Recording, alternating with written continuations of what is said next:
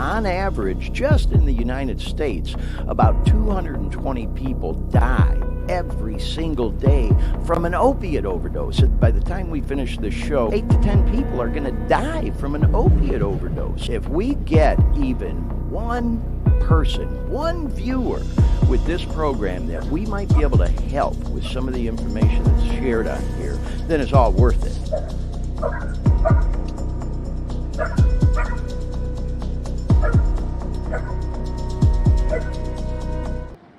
Hey everyone, it's Glenn Victor. Welcome to the Dare Me podcast. We are live from Miami, Florida. Peace. We're hoping that our connection stays good. You're going to hear lots of background noise because we are outside and on the balcony and the terrace of the 21st floor of the, what's the name of this place? The Art Center? Art Tower Plaza. My bad. That's my boy G sitting right next to me who's joining us on the show today.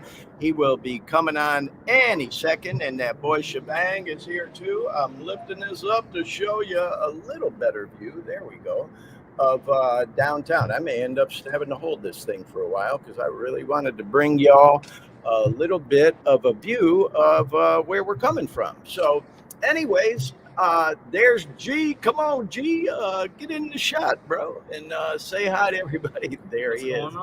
Yes, I got it, bro. You don't even have to worry about it. So anyway, we're going to be bringing G into the conversation and the show a little bit more, take a little bit of a deep dive with him, talking about fitness and stuff on the show today.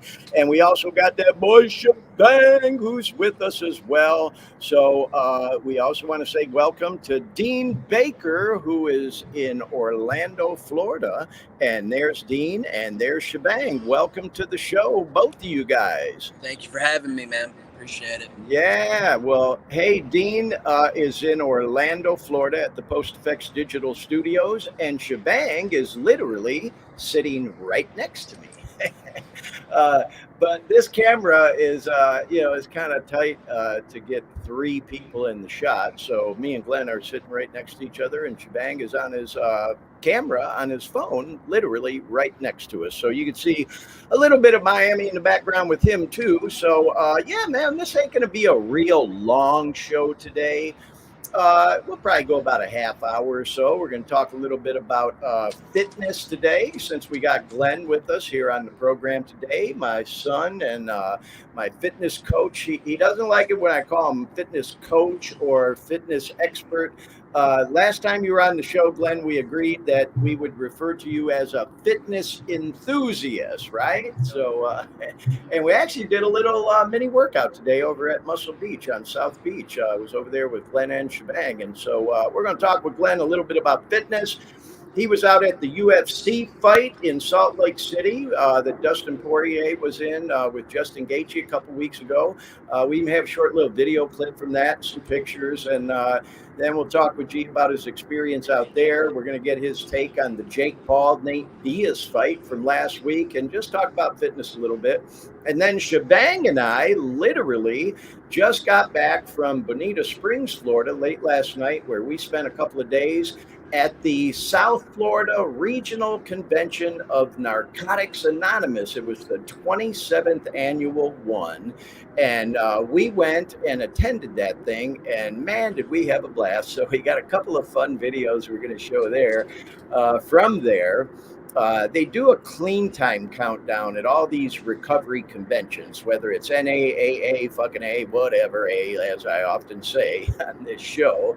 And Shivang got a little short video clip of me, yours truly, when I stood up at the 2-year point, because I have been clean now for, actually it was 2 years and 5 months on August 11th, which coincidentally was just a couple of days ago. I happened to be at the convention when I realized it was 2 years and 5 months. So On that note, y'all, before we go into our deep dive conversation with Glenn and Shivang, always like to recap just a little bit of what this show is about. And I'm going to do a real short, condensed version of it today because, again, this show a little bit unusual. We are live outside here in Miami, Florida, and we got a couple of guests. So don't want to eat up too much time talking about it. Certainly, I've talked a lot about it on previous episodes of the show.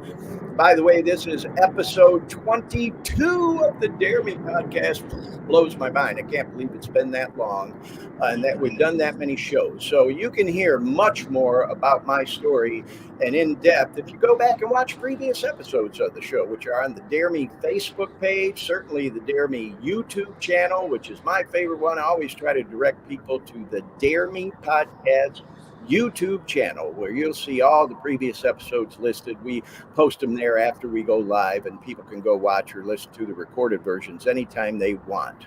So long story short, like I said, y'all, a little bit about my story is, I've been clean now for 2 years, 5 months. I got hopelessly addicted to opiate pain medication when I broke my ankle. Had a little health challenge too, and they start prescribing that shit for me. I never should have taken it because I have a long history with challenges with addiction from when I was a teenager. I was a partier, like a lot of kids, all through high school and all that shit, and college. Caused a lot of problems in my life. And then I stayed clean for almost 17 years. I had a relapse that lasted several years, got clean again. And then I broke my ankle and I got hooked on them pills. And that turned into a 9-year run taking that shit. I was a functional drug user most of those years. But at the end of the road, y'all, it spun out of control. And getting off them things was literally the worst thing that ever happened in my life. Once I did, though, I decided to start this podcast, and we call it the Dare Me podcast. And you can see those hashtags Dean has up at the top of the screen. Kind of took the letters in the name Dare Me and made these little acronyms, these hashtags out of it. Drugs, addiction, recovery, which we talk about every show. Already talked about it on this one. We talk a lot about enlightenment. We've had some episodes of this show where that's all we focused on and talked about that. So if you go back and look at some of them previous episodes, you'll see some great stuff where we talk about that. We talk a lot about music, and man, we've had some great guests on the show. And next week, I'm going to talk a lot more about Shivang and I went in the studio and recorded some stuff, and we'll spend some time on that next week. But again, this week, we are focusing on exercise and fitness, that last hashtag there. So with all that said, y'all, that kind of recaps the purpose of the show. If you are someone who come across this podcast, even if you're watching us live right now, and it's your first time joining us, we always like to give you a little bit of a recap and intro of what the show is all about. And if you're somebody going through drug addiction to opiates or any other thing, we hope we might provide you with some hope and potentially some practical ideas and solutions you might be able to use to get the hell off of that shit and get on with your life and hopefully not die out there from a drug overdose or something like that. So anyhow, with all that said, y'all, we are here, like I said, live from Miami, Florida, and I'm going to go ahead and set this down now because y'all can you could see that we had the background there. We're literally right next to some of the high rises in downtown Miami. And we're coming to you live from the 21st floor of, what's the name of this place again, Glenn? I always forget. The Art Tower Plaza. Yeah, you got to get close to the mic, bro. Lean right up to that thing. There you go. Yeah, Art Tower Plaza. The Art Tower Plaza. Okay. So I teased a little bit that we have Shivang on the show today. Let's bring Shivang into the mix. Man, I'm looking for, there's Dean and there's Shivang. So Shivang, you've been, here in Florida before. You've come to visit me when I lived in Orlando, but this is your first time to Miami. Is that right? First time in Miami, man. First time, yep. So, and of course over to Fort Myers for the convention too. So, what you think, man? You know, I always say Florida's my second home, and I could live here again in a heartbeat. I'm out living in Sacramento now, which I love. And hey, to all my Sacramento friends, I'll be back in a couple of days. What do you think about, down here in South Well, Florida? yeah, man. Especially at least Miami. I really like the vibe down here, man. You know, even when I first got here, you shared with me a couple times that you could see me living here, and I can possibly see myself living here too. There are some crazy ass drivers, though. I'll say that. That's for sure. Oh man, I'm glad you brought that up. We were talking about that today. Me, Glenn, and Shivang all went down to the beach. We hung out at South Beach, just vibing for a couple hours, and went to Muscle Beach and all. And on the way, I was telling them guys, man, I've driven all around this country, and that little stretch of I-95 between Lauderdale and Miami is the most dangerous road I've ever driven on. I've seen some crazy stuff. And even today, when we were vibing in South Beach area, remember the motorcycles we saw, man? There was this one guy, man. It was like being at Bike Week in Daytona again. He was riding wheelies all up and down the street at 90 miles an hour. It was pretty crazy, But anyway, so G, we're going to talk to you again in a minute, Shivang, about that convention we went to. But G, we got background noise, y'all. We got traffic flying down the road, dogs barking. You might hear a motorcycle go flying by any second. But hey, anything can happen live, and it's kind of fun. I just say we were stressing out a little bit before the show, trying to get everything working right, and technical difficulties and all that bullshit, But hey, we're just having a ball, man. It's fun, Anything can happen live. So I do want to switch topics now, though, and talk about a couple of things I mentioned. G, you and your beautiful wife, Awana, my daughter-in-law, Awana, got to go to the UFC 291 fight. And I know, you're kind of buddies with Dustin Poirier. We've had you on the show before. You talked a lot about, going out to Louisiana and participating in that 5K run. I think it was 5K run to support his nonprofit, the Good Fight Foundation. He does such great work in the community. And I know you're a big fan of his, and me and Shivang, we were watching the fight too. And for anyone who may have missed it, if you're not into all that kind of stuff, Dustin did not beat Justin Gaethje in that fight. I'll never say he lost, because he definitely ain't no fucking loser. That dude is a fucking winner. He did not win that fight though. Gaethje, man, it was fucking bizarre. If you haven't seen the finish to that fight, y'all, I highly encourage you to go on YouTube and maybe check it out. What I was telling you, G, and I definitely want to hear from you, I don't mean to hijack the conversation, is what impressed me most about that fight was not even that Gaethje got that kick in, but that Dustin got right up from it. It didn't even fucking knock him out. That's one thing you say about that boy. He can take a punch and a kick in that case, right? So just tell us a little bit about your experience going out to the UFC fight and being there for that. The experience was amazing, incredible. And right up there.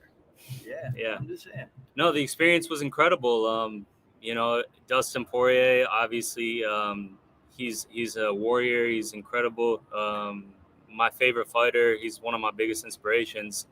And so I've been watching him for years, and he's inspired me to make life changes, and helped, kind of show me the path in the sense of, never giving up, having perseverance. And I've always wanted to see him fight live. So, I knew him fighting Justin in Utah was going to be amazing. So I decided to fly out there and be in his corner and just, do what I could to show the support and also see a good fight. So going there, it was incredible. It didn't turn out, the way we were hoping in the end. But again, just if you watch the post-fight interview, I was able to take away from, just listening to him that, when times are good, be grateful. When times are bad, be graceful, because, him losing in the end, it doesn't define him, in any way. It's just showing again that he's a warrior. And if you get knocked down, you got to pick yourself back up. So, yeah. To answer your question, the experience was incredible. Well, G, you mentioned his post-fight interview, and Dean, I sent you some photos and just a few short video clips. We don't have a lot today, y'all, but why don't we, if you can, Dean, let's bring up, the pics first, and then we have a couple short video clips that will show That's not the one. We'll come to that next. That's me and Jake Paul. So here we go. This is it. This is a promo pic they had for the fight, Poirier and Gaethje. And there's Glenn and Dustin at the top at a meet and greet. Him and I went to not far from here in Lauderdale a few years ago. And then there I am with them at the bottom. So we thought we'd show that. That was like a promo for the fight that, again, happened on July 29th over in Salt Lake City that G went to with Awana. Let's show that next pic, Dean. You talked about how that fight did not necessarily define him, which it absolutely did not. And no, next pick, we'll show that one again in a minute. I think there was one more pick, Dean, and no, there might be one more. I sent Dean all these picks today, kind of at the last minute. Okay, that was it on the picks. Okay, well then let's go. Glenn, I don't know if you hear me. And I think the first one is of the actual arena. You should be able to see by looking at the thumbnail for the video. It's actually G and Awana in the arena in Salt Lake City at the UFC fight.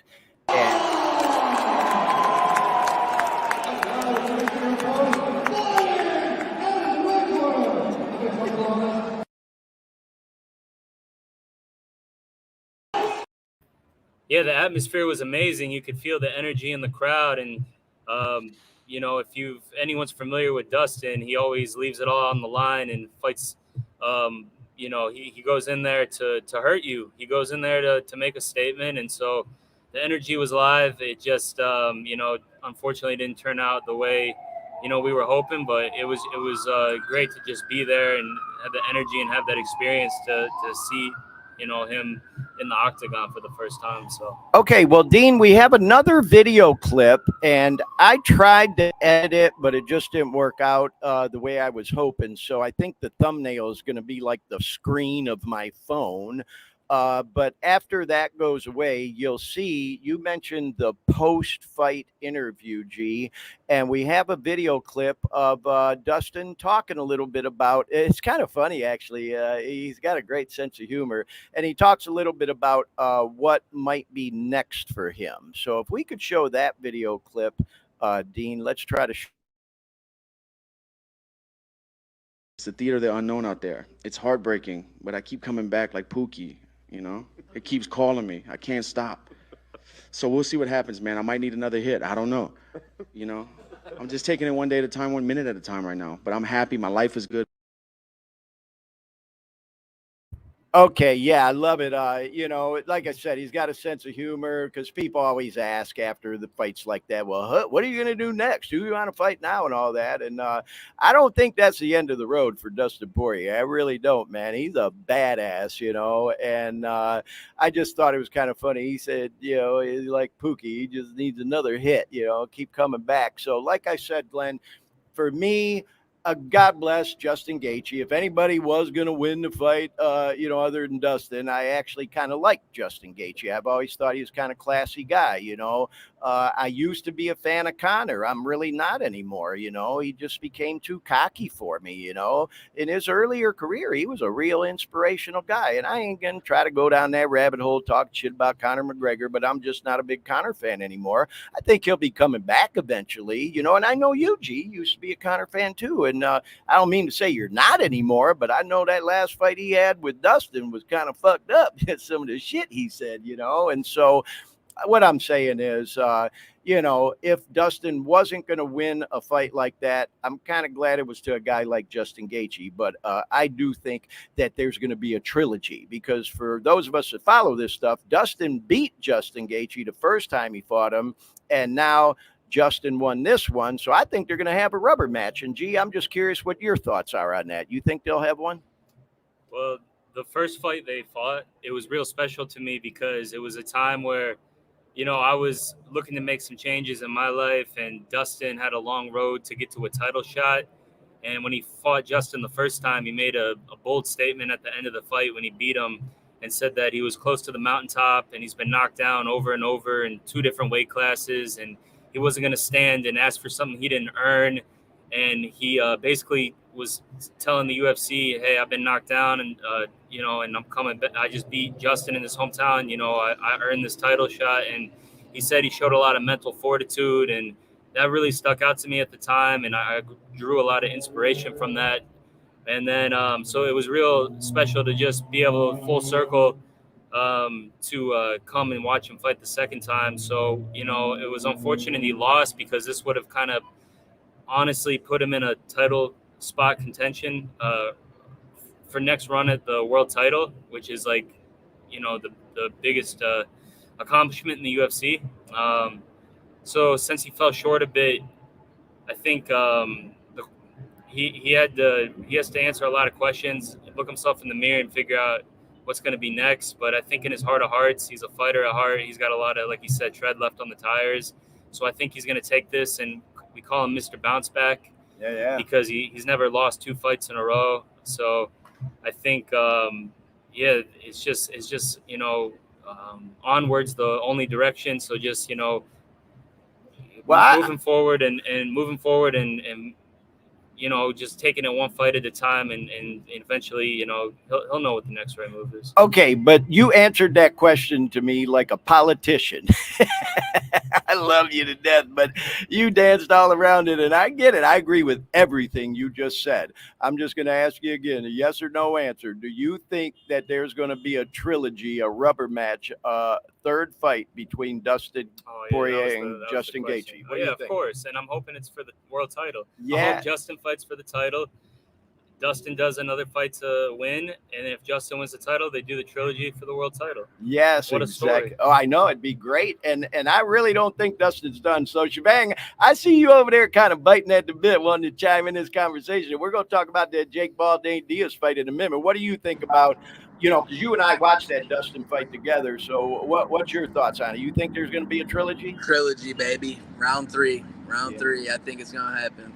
Yeah. Well, okay. Well, hey, God bless Dustin Poirier. Really hope to have him on the show. If you watch it or you see this, even the recorded version, Dustin, we really would love to have you on the show sometime. And we'll see. It might happen. So now we're going to talk about that Jake Paul-Nate Diaz fight that took place last weekend. And I watched that fight with Shivang at a place in Sacramento we went to. That was a cool spot that we went to. It was a local, pub or whatever, and pool hall kind of place. And, we just did the typical thing you do, got some chicken wings and a hamburger and watched the fight. And it was a great fight. I know you say you watched it from here in Miami with Awana, Glenn. Yeah, man, let's pull them pictures up again if you can, Dean. There was that one picture that was the promo picture for the fight. Yeah, there it is, Jake Paul and Nate Diaz. And if you're a UFC fan, Nate Diaz.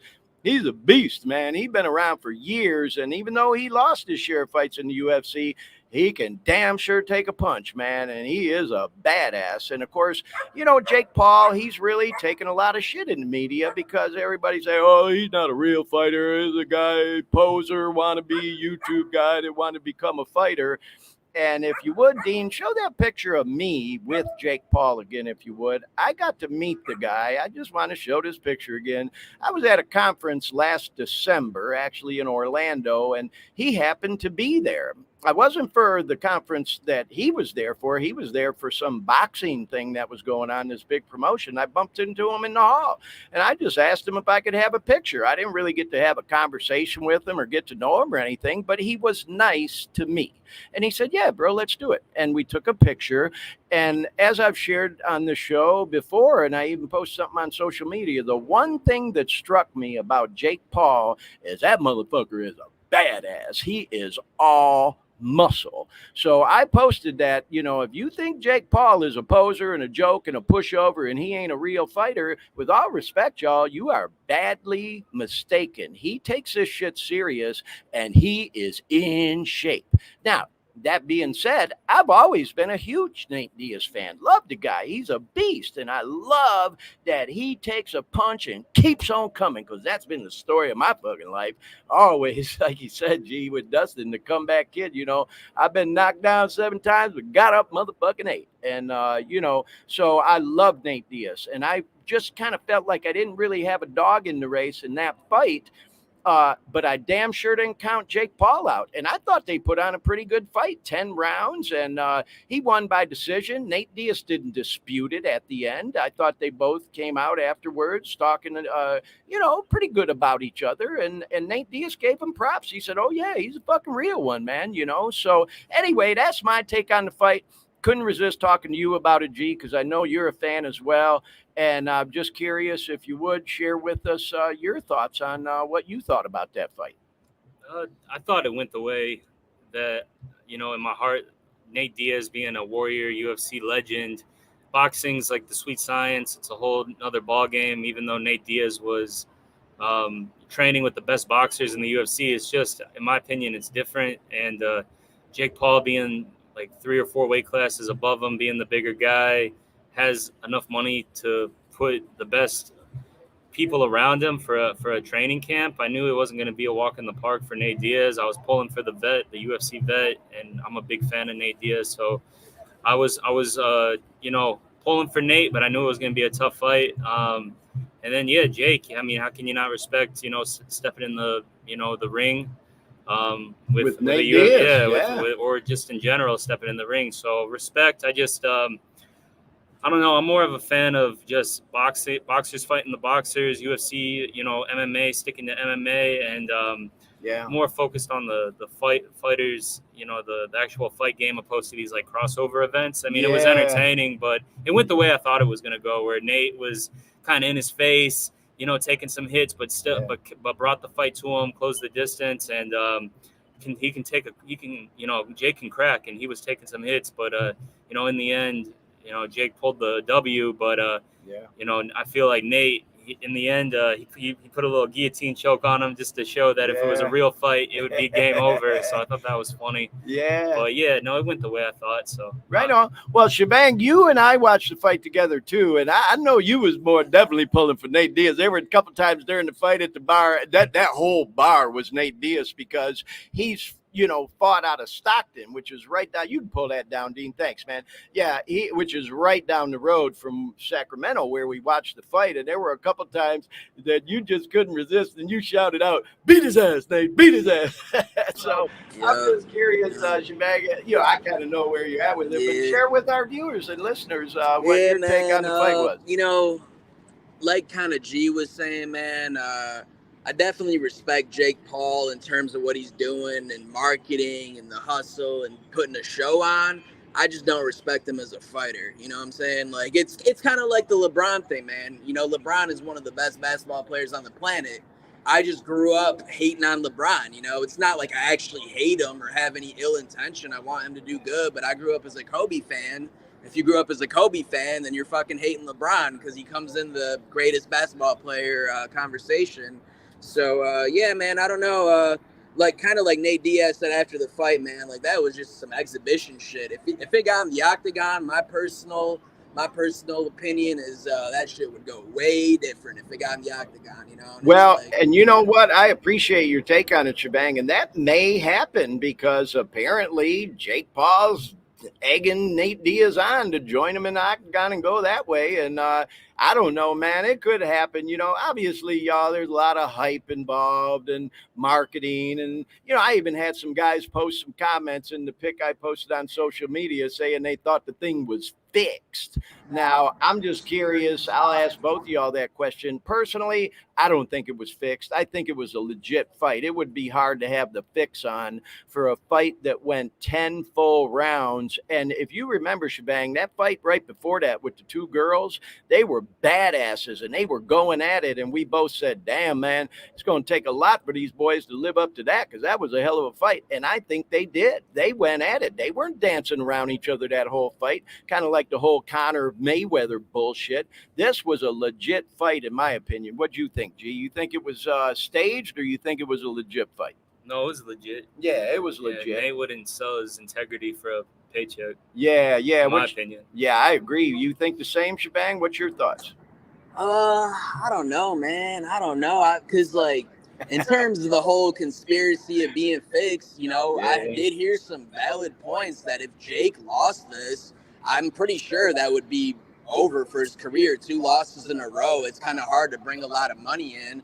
And I don't know, man. I know Nate's a very, humble, integrity-based guy, but it's like, bro, I feel like with certain things, man, people follow the money, and this shit brought a lot of fucking money in, and I don't know. I don't really know, man. I don't have an opinion on that. Right. You'll reserve. Well, hey, I want to send a shout out right now to that boy, Chris Soldani, that you and I met, Shivang, at the Kasky and Anonymous Future of Artists Summit.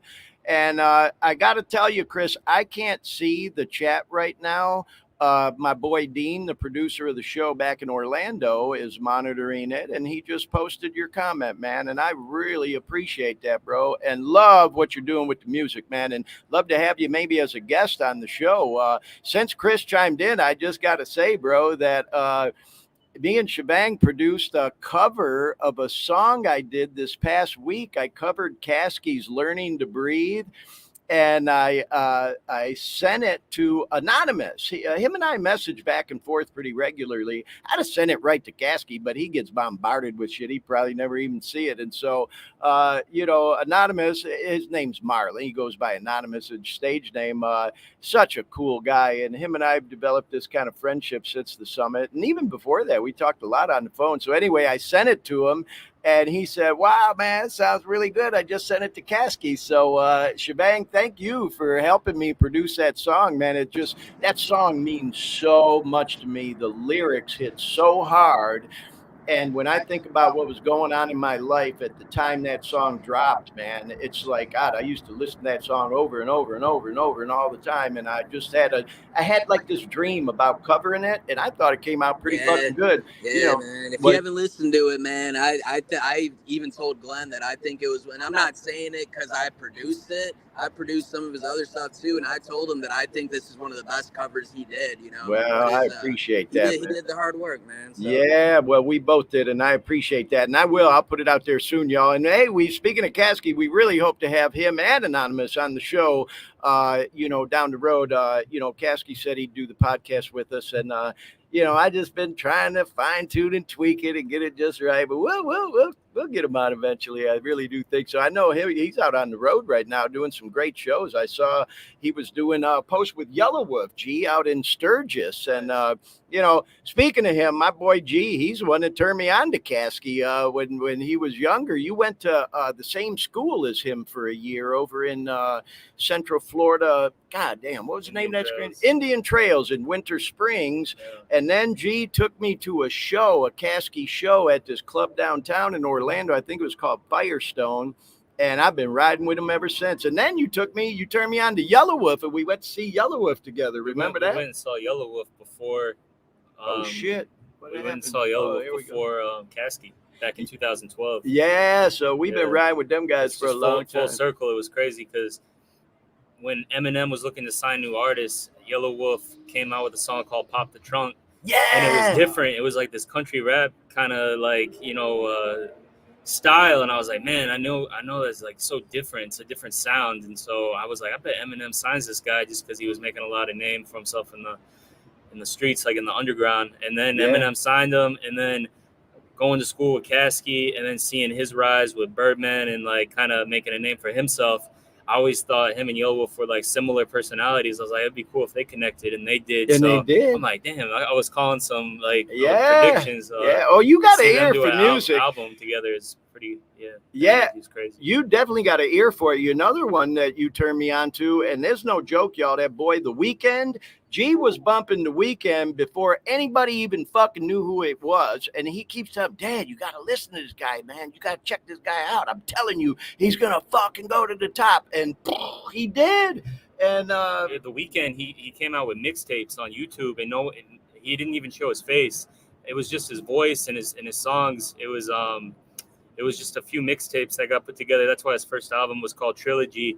But when the mixtapes were coming out on YouTube back in like 2010, before he collaborated with Drake, he was big in the underground, and I was listening to him on YouTube, and I thought his voice was incredible, and I thought, man, this guy's like, he's gonna be huge. And then sure enough, he became who The Weeknd is. So we even went to see him. Remember, we went to see him in Tampa at what's called the Amelia Arena. We saw him in Tampa in 2015. I mean, he was already pretty big at that point. Yeah, I he was actually had big, an opportunity, and I'm mad at myself to this day because I love him so much. Like I love his music. He was playing at the House of Blues, and that would have been more like intimate show. Yeah, but I didn't go. But then he ended up blowing up to what he is now. Well, so now but you seen him twice, didn't you? Take Awana, your wife, to go see him once after you and I saw him. That time? Again, those were like in like stadium settings, though. Yeah, you know, I wish I would have saw him back when it was more of like, when it was more underground. Well, hey, y'all, we're getting a little off topic, but Chris, thank you for that comment, bro. See, you start talking music, man, or you chick my mind about music, and man, we can go off in that direction and do 2 hours. And we will, man. I'd love to have you on the show sometime. But anyway, let's get back to talking more about fitness, exercise for a minute. And we talked about the Dustin and Justin fight. We talked about the Jake Paul and Nate Diaz fight. And one of the things you said, Glenn, when you talked about Dustin a little bit, and it's certainly the case for me, is that he inspired you to be the fitness enthusiast you are now. And by the way, folks, G was a guest on the show a while back, and we went and took a real deep dive into his fitness journey. And just to give you a real short recap of that, you've been going hard at it in the gym for about 12 years now, Glenn? Is that what it's been? Yeah, just consistency, like working out on a weekly basis, consistency for like 12 years. Well, part of the reason I want to bring that up, y'all, is because in my journey with getting off them fucking pills and getting clean and living that recovery life again, a huge part of it for me has been physical fitness, because that is a sickness. Addiction, man, it'll fuck you up mentally, spiritually, and definitely physically. And that's what happened to me. And G, I am forever grateful to you, man. It's like, I'm trying not to get emotional, y'all, because, man, when your own child, your own son, who is also my best friend in the whole world, I'm so blessed, helps coach you back to physical health and back to life, man, and help me get through that fucking addiction, I'm just forever grateful. And I also know that Dustin Poirier was such an inspiration to you. And as you've shared with me, helped you on your journey into getting into fitness. And so I feel the same way. If it wasn't for Dustin Poirier, I may not fucking be clean right now. Certainly wouldn't be in the physical shape I am, because he's been such an inspiration to me and an inspiration to you too. Right. Yeah. Not just in fitness, just from like not letting life, if you get knocked down, picking yourself back up and never giving up, perseverance. That's the biggest thing I drew from Dustin, why he's like such a huge inspiration, is that when you get knocked down or you feel defeated, you can't let that bog you down. You got to pick yourself back up, dust yourself off, and get back at it. But at the same time too, definitely inspiration for, staying fit and, jogging and stuff. But yeah, well, you know what? And it's one thing I know you have a passion for, because y'all, we went to the beach earlier today, and we were kind of cleaning up, getting ready for the show. And while I was taking my turn getting cleaned up and getting ready, I couldn't help but overhear you and Shivang talking fitness. And Shivang, I couldn't help but pick up that you were definitely tuned in to what G was telling you. And then you even were following up with questions like, well, hey, what do you think about this? And what do you think about that? So it inspired me and made me feel great that G, who's been such a positive influence and inspiration for me when it comes to fitness, was passing on some of that knowledge and wisdom of his 12-year journey with going to the gym on a daily to you as well, Yeah, I'm grateful, man. Grateful. I've been learning a lot, spending time with G. So yeah, well, G, thank you so much, bro, for being on the show with us today. And we're not done just yet, but we're going to shift gears a little bit now, y'all, and talk a little bit about that convention I told y'all about that Shivang and I went to. And then we're going to bring the show to a close. I told you we'd probably go about 45 minutes today, and you're getting close to that, but we may go a little more than that, but it's not going to be the longest show as usual today. But Shivang and I went over to we came into Miami I don't know, a week ago, and we stayed here with G for a couple of days. We had some fun, and then we drove over to Bonita Springs, which is in kind of sort of the Fort Myers area, and spent 3 days over there to participate in the South Florida Regional Convention of Narcotics Anonymous, which I've attended many times over the years.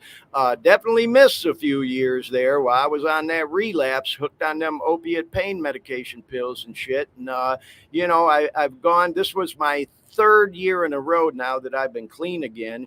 And so, Shivang, I know you've been to the Florida convention they call FRICNA, that is like the whole big state one.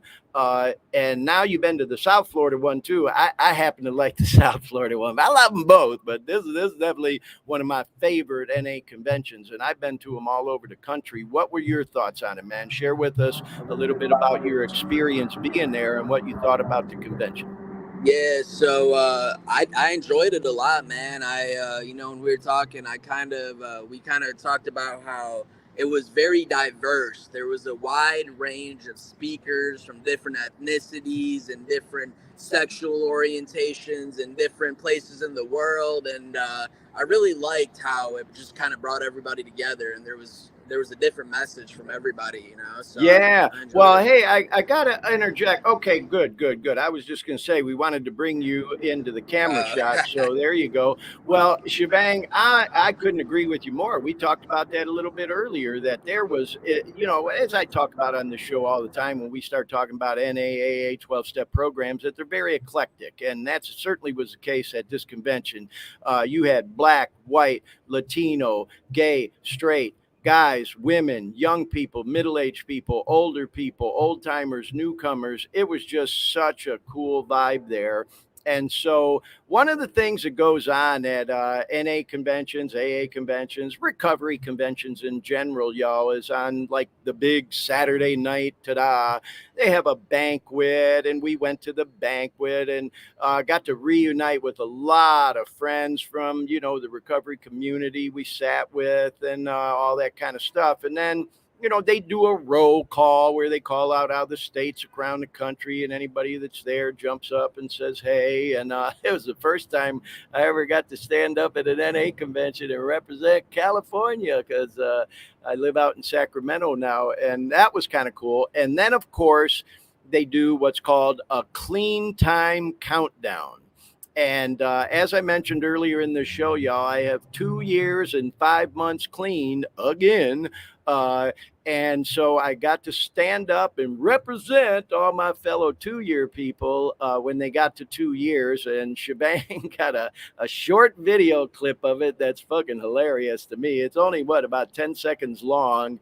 I appreciate you getting that on camera. Man, that video can go viral for real. This video is entertaining. Well, we try to maintain anonymity when we go to these types of events because, it is an anonymous program. So we didn't try to put anybody on blast that was there that, might not want to be on camera or anything.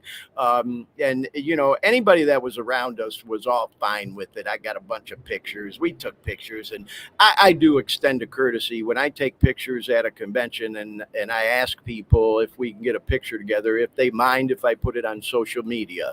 And I think that's just a courtesy you extend to people at those kind of events. And I've never, not even once, ever had someone tell me, no, please don't do it.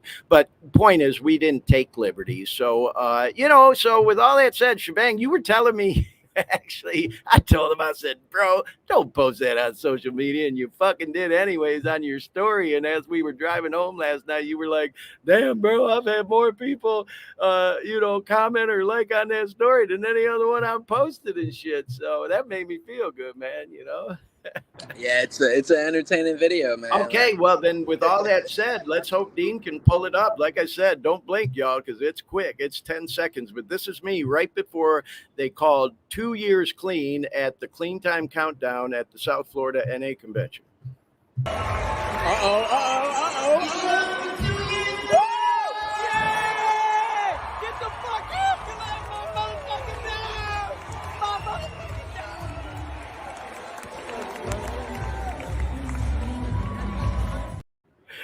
Well, that was it. Even G's sitting here laughing next to me. Y'all, I almost fell out of my damn chair. And by the way, Dean, I know you're probably thinking the same thing I was. I told Shivang after I saw that, I go, God damn, bro, you got to be the worst videographer I ever seen in my life. Man, if you think Glenn's reaction was funny when he stood up in that video, you should have seen the people around him in the room, man. Yeah. Well, I definitely was excited, but I will tell you, there's a lot of other people that stood up throughout all the other years and time where that were just as excited because you know, when you've been through hell, y'all, and you get a chance to get together with like-minded people, because there were literally thousands of people there, and we were all just celebrating. And I loved the main speaker last night, because that's what he said. He goes, you know, these conventions are an opportunity for those of us in the recovery community to get together and celebrate our recovery. And there's a lot of recovery that goes on there, a lot of meetings, workshops, seminars, marathon meetings, all that stuff where people do, you know, work on getting more knowledge and wisdom and stuff. But there's a lot of cool, fun stuff that goes on, pool parties and all that kind of stuff, and that banquet and that celebration. And man, I was so happy, you know, to be able to do that. And gee, you actually came out to the South Fricna to visit with me a couple of years ago when I was here, because they do it, you know, in South Florida. You remember coming out to that one? Yeah, it was like 2 years ago, right? Yeah. Well, hey, good news. They're coming back to Miami for the convention next year. So they move it around from city to city from time to time. So anyway, y'all, I just thought we'd show that for fun. And Shivang, I'm so glad that you had a great time there, bro. Been blessed spending time with you over the past few weeks. We got one more day in Miami, y'all, and then I fly back to Sacramento. Shivang flies back to Detroit. And gee, you're flying off to Wyoming here in a week, right? Yep. Yeah. Yeah, going on a backpacking trip. So Yeah. nice to get away from the city life. Yeah. And then a week after I'm back in Sac, y'all, I go back to Detroit City where I grew up, and I'm spending a week there to go celebrate with my nephew Jason and his beautiful wife Chantel. They just recently got married, but they're having the big reception and wedding celebration coming up a week from Friday, I think it is, the 25th. So I'll be in Detroit for a week for that, and we're going to do another live edition of the show from Detroit City. Dean's going, oh, shit, really? Another live one? But we'll be back in the studio next Sunday, y'all, where I'll be coming to you live from the Dare Me podcast studio in Sacramento. It'll be a little less hectic, a little less background noise, because we literally are out here on the terrace, y'all. There is downtown Miami, where G lives, on the 21st floor of this high rise that I keep forgetting the name of. What's it again? The Art Center? Art Tower Plaza. Art Tower Plaza. Yeah, y'all. So anyways, with all that said, y'all, we're going to go ahead and wrap up the show. Glenn, got to give my boy a hug. That's my best buddy. I'm so blessed, y'all, to have such a great son and supporter and fitness coach like we talked about. And, of course, my best friend Shivang that I've been hanging with for the last few weeks. Oh, man, I appreciate it. Glenn said he's proud of me, man. How cool is that? Oh, and you know what? Wait, let's show that last picture, Dean, of all of us at Muscle Beach, if you don't mind, because we did go down to South Beach today. We hung out on the beach, and, man, we just got to have some really cool, deep conversation between, you know, three guys, you know, me and my son and my best friend Shivang, and we sat there for about 2 hours. We went out and swam in the ocean a little bit, and then we hit Muscle Beach, and there we are. Just had a little mini time workout at Muscle Beach, and man, I'll have that picture around forever and ever. Great memories, man. I can't tell you guys how much I appreciate, you know, having y'all in my life. And also want to thank you for being part of the podcast. Shivang, thank you for participating in the show today, bro. Of course, man. It's an honor to be on the podcast with you guys, man. Yeah. Well, you know, we'll have you back again. And G, hoping to have you on again soon, too. And with all that said, Dean, anything you want to add before we wrap up, bro? It sounds like you're having a hell of a time down there. Yeah, it's a lot of fun, man. And I hope to make it back to Orlando between now and the end of the year. I'm not sure exactly when. We were talking about Cassidy a little bit earlier in Anonymous, and I had seen something from Anonymous, I don't know, about a month ago, that they were working on putting together the second annual Future of Artists Music Summit. And so hopefully they do follow through with that. And they did it in December of last year, early December. So if they do that again, you know, in early December, hopefully I'll make it back to Orlando then so I can come see you and maybe do an edition of the Dare Me podcast where we're both live in the digital Post Effects Digital Studios right there in Orlando. But anyway, with all that said, y'all, that's it from here for now. appreciate y'all tuning in. I want to say a shout out to that boy Chris again. That was a really cool message, bro. I really appreciated that. Meant a lot to me, man. I'd love to have you on the show sometime. And again, with all that said, y'all, we're going to go ahead and wrap it up live from Miami, Florida. We'll talk to you soon. Have a safe week. Be good, everyone. We'll see you next time on the Dare Me podcast. Good night, everyone.